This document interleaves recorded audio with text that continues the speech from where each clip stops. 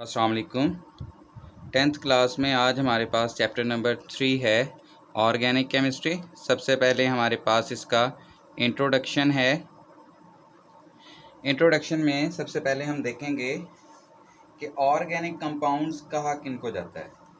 Initially शुरू में जो है 1828 से पहले ऑर्गेनिक कंपाउंड्स उनको कहा जाता था जिनका सोर्स क्या था, लिविंग ऑर्गेनिज्म। मतलब लिविंग ऑर्गेनिज्म से जो चीज़ें हासिल होती थी उनको ऑर्गेनिक कंपाउंड्स कहा जाता था। और लिविंग ऑर्गेनिज्म कौन सी चीज़ें हैं, उसमें हमारे पास प्लांट्स और एनिमल्स शामिल हैं।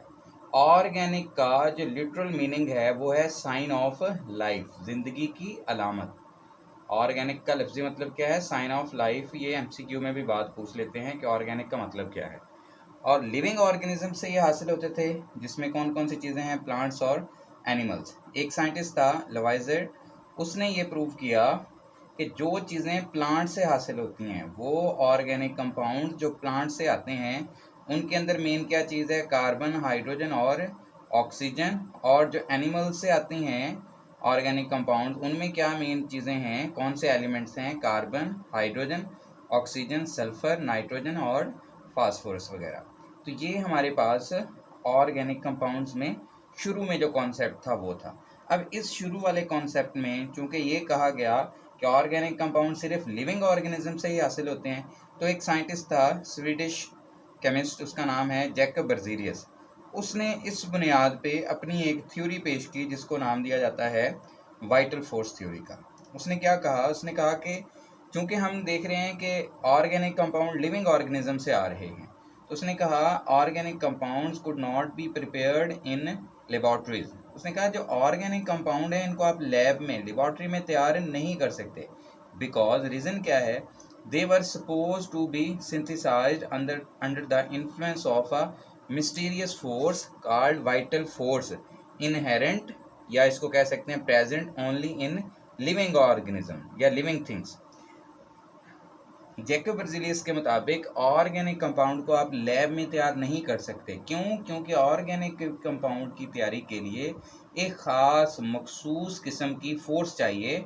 उस मिस्टीरियस फोर्स, मिस्टीरियस का मतलब होता है पुरअसरार, राज भरी, मतलब जिसके बारे में किसी को पता नहीं है, एग्जैक्ट मालूम नहीं है, वो फोर्स है जो कि क्या कर रही है, ऑर्गेनिक कंपाउंड तैयार कर रही है। और ये फोर्स कहाँ पे पाई जाती है, सिर्फ और सिर्फ लिविंग ऑर्गेनिज्म की बॉडी में पाई जाती है। तो इस फोर्स को उसने क्या नाम दिया, वाइटल फोर्स। और ये जो थ्योरी बनाई उसने नाम दिया वाइटल फोर्स थ्योरी। अब चूंकि जब साइंटिस्ट जो है वो बात कर देते हैं कि ये काम हो सकता है, ये इशू सॉल्व हो सकता है या नहीं हो सकता, तो बाकी साइंटिस्ट में क्या होता है, मोस्टली उसको कुछ लोग जो है उस पर काम करना ही छोड़ देते हैं।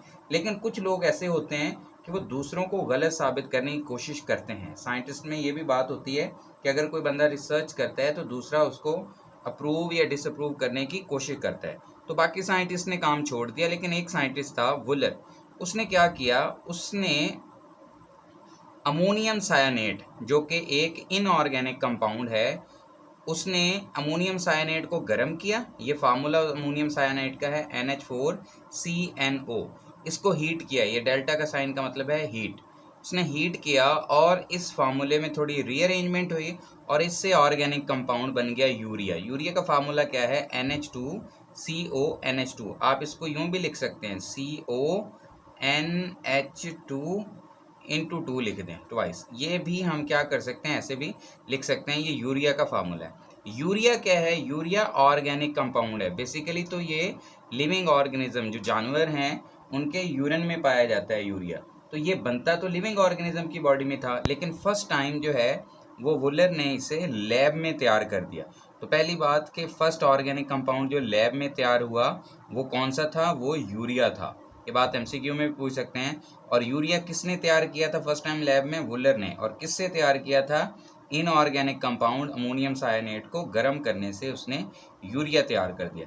इस तरह जो है वो वाइटल फोर्स थ्योरी क्या हुई, रिजेक्ट हुई। ठीक है, इसको रिजेक्ट कर दिया किसने, एफ वुलर ने। ये बात भी एमसीक्यू में पूछते हैं कि वाइटल फोर्स थ्योरी किसने रिजेक्ट की थी, वुलर ने। बनाई किसने थी, रिप्रेजेंट किसने थी की थी, जैकब बर्जीलियस ने। और उसको रिजेक्ट किसने किया था, एफ वुलर ने। नेक्स्ट इस थ्योरी को मज़ीद फर्दर जो है वो निगलेक्ट किया गया। 1845 में कॉब एक साइंटिस्ट था, उसने एस्टिक एसिड जो है वो लैब में तैयार कर दिया। एस्टिक एसिड भी क्या है, ऑर्गेनिक कंपाउंड है, और ये भी लैब में तैयार हो गया। तो मज़ीद जो है वो वाइटल फोर्स थ्योरी की जो इम्पोर्टेंस थी वो बिल्कुल ही ख़त्म हो गई। अब हमारे पास ऑर्गेनिक कंपाउंड्स की कुछ एग्जांपल्स हैं जो हम डेली लाइफ में अगर देखें तो हम इस्तेमाल करते हैं। उसमें क्या हैं, कार्बोहाइड्रेट्स हैं, proteins, lipids, enzymes, vitamins, pharmaceutical drugs, medicine वगैरह जो हैं, पेंट्स हैं, फर्टिलाइज़र, पेस्टिसाइड्स, प्लास्टिक्स हैं, सिंथेटिक रबर हैं, उसके अलावा और बहुत सारी हमारे पास चीज़ें हैं, डाइज़ हैं या आर्टिफिशियल फाइबर्स वगैरह, पॉलीमर्स वगैरह, वो सारे क्या हैं, ऑर्गेनिक कंपाउंड्स की एग्जांपल हैं। ऑर्गेनिक कंपाउंड चूँकि अब लैब में भी तैयार हो सकते थे, शुरू में तो उन्हें यही कहा गया कि लिविंग ऑर्गेनिज्म से आ रहे हैं, बाद में पता चला कि उन्हें लैब में भी तैयार कर सकते हैं। तो इस वजह से ऑर्गेनिक कंपाउंड्स पे फिर काफ़ी स्टडी हुई। काफ़ी स्टडी होने के बाद पता चला कि ऑर्गेनिक कंपाउंड्स की अगर हम डिफ़ाइन करना चाहें, मॉडर्न डिफ़ाइन करना चाहें, तो हम क्या कहेंगे, हम कहेंगे कि organic compounds are hydrocarbons. Organic compounds क्या हैं, हाइड्रोकार्बन है। हाइड्रोकार्बन्स क्या होते हैं, नाम पे अगर देखें, हाइड्रो मीन हाइड्रोजन, कार्बन का मतलब कार्बन हो गया, मतलब ऐसे compounds of carbon and hydrogen only, ऐसे कंपाउंड जिसमें सिर्फ और सिर्फ क्या पाया जाता है, कार्बन और हाइड्रोजन, उन्हें हम क्या कहते हैं, हाइड्रोकार्बन्स कहते हैं। और ऑर्गेनिक कंपाउंड्स क्या होते हैं, जिनमें हाइड्रोकार्बन शामिल हैं एंड देयर डेरिवेटिव्स, हाइड्रोकार्बन्स के डेरिवेटिव्स शामिल हैं, in which covalently bonded carbon is an essential constituent, जिसमें मेन चीज़ क्या होगी, कार्बन मस्ट है। मतलब अगर हम कहें कि ऑर्गेनिक कंपाउंड क्या हैं, तो पहली बात हम कहेंगे उसमें कार्बन मस्ट है, और दूसरी बात क्या कहेंगे, हाइड्रोजन मस्ट है। ठीक है, कार्बन मेन है, उसके साथ क्या लगा होना चाहिए, हाइड्रोजन, तो ये हो जाएगा हाइड्रोकार्बन। लेकिन अगर हम क्या करें, हाइड्रोजन को रिमूव करके कोई और एलिमेंट लगा दें, तो उसे हम क्या कहेंगे, डेरिवेटिव ऑफ ऑर्गेनिक कंपाउंड। मसलन मैं एक एग्जांपल चलें लिखता हूँ आपके लिए, CH4, ये फार्मूला है हमारे पास मीथेन। मीथेन गैस जो है जिसे हम सिलेंडर वगैरह में यूज़ करते हैं घर में खाना वगैरह बनाने के लिए, ये मीथेन उसका फार्मूला है। ये हो गया हाइड्रोकार्बन।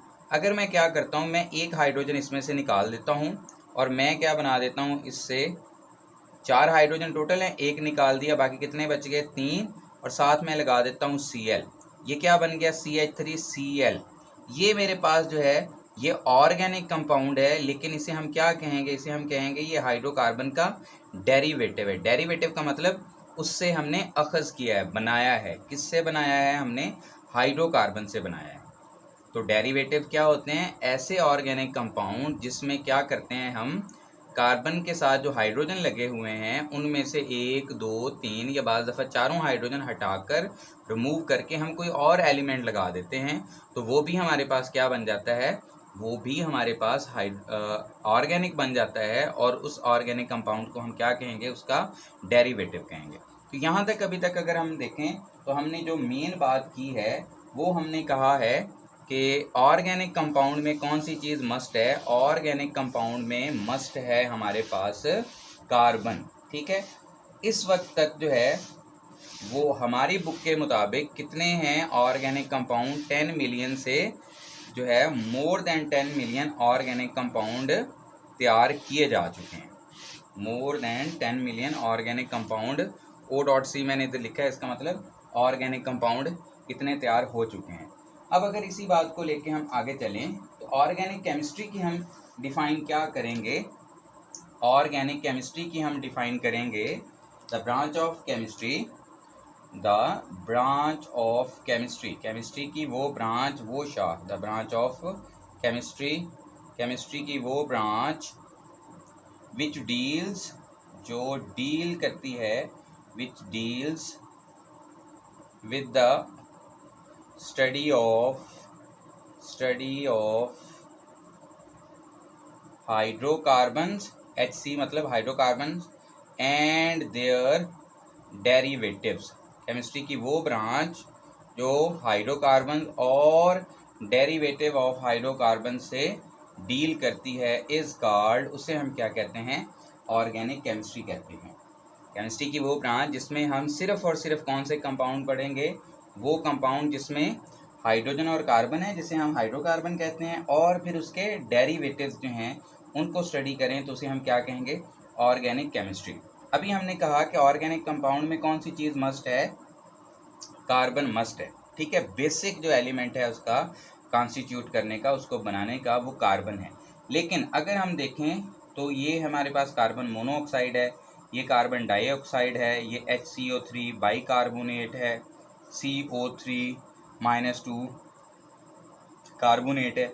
इन सब में अगर हम देखें तो क्या आ रहा है हमारे पास, कार्बन जो है, हाइड्रोजन भी इसमें आ रहा है, जैसे इसमें कार्बन है, इसमें कार्बन, इधर ऑक्सीजन भी है। इन सब में अगर हम देखें तो कार्बन तो मौजूद है। तो क्या ये ऑर्गेनिक कंपाउंड हैं? आंसर क्या है इसका कि ये ऑर्गेनिक कंपाउंड नहीं है, नॉट ऑर्गेनिक कंपाउंड। ये ऑर्गेनिक कंपाउंड नहीं है। क्यों? रीज़न ये है कि इनकी जो प्रॉपर्टीज़ हैं, इनकी जो खुसूसियात हैं, वो हाइड्रोकार्बन से क्या हैं, वो डिफरेंट हैं। हाइड्रोकार्बन से इनकी प्रॉपर्टीज़ डिफरेंट हैं, मुख्तलिफ हैं। इस वजह से हम इनको किस में शामिल नहीं करते, इसको हम ऑर्गेनिक की कैटेगरी में शामिल नहीं करते। हालांकि अगर हम बात करें ऑर्गेनिक कंपाउंड्स की, जो हमने की है कि उसमें कार्बन मस्ट है, तो इसमें भी कार्बन मौजूद है, लेकिन इसकी प्रॉपर्टीज़ चूँकि उस तरह मैच नहीं करती जिस तरह ऑर्गेनिक की कंपाउंड्स की प्रॉपर्टीज़ होती हैं। ऑर्गेनिक कंपाउंड्स की प्रॉपर्टीज़ से इनकी प्रॉपर्टीज़ बहुत डिफरेंट हैं, तो इस वजह से हम कहेंगे कि ये ऑर्गेनिक की कैटेगरी में शामिल नहीं है। स्टूडेंट्स, ये आपको शॉर्ट क्वेश्चन में भी आ सकती है बात कि क्या कुछ ऐसे ऑर्गेनिक कंपाउंड हैं जिनके अंदर कार्बन मौजूद है, ठीक है, लेकिन फिर भी आप उसको ऑर्गेनिक कंसीडर नहीं करते। तो आप लिखेंगे यस, हमारे पास ऐसे कार्बन वाले कंपाउंड्स हैं जिनमें कार्बन तो मस्ट है, लेकिन वो हाइड्रोकार्बन की कैटेगरी में, ऑर्गेनिक की कैटेगरी में शामिल नहीं है। तो आप लिखेंगे ये वाले, उनके फार्मूलाज और नाम लिखेंगे। कार्बन मोनोऑक्साइड, डाइऑक्साइड है, कार्बन डाइऑक्साइड, बाइकार्बोनेट और कार्बोनेट्स। तो स्टूडेंट्स, ये था हमारे पास हमारा 3rd चैप्टर का इंट्रोडक्शन। अल्लाह हाफिज़।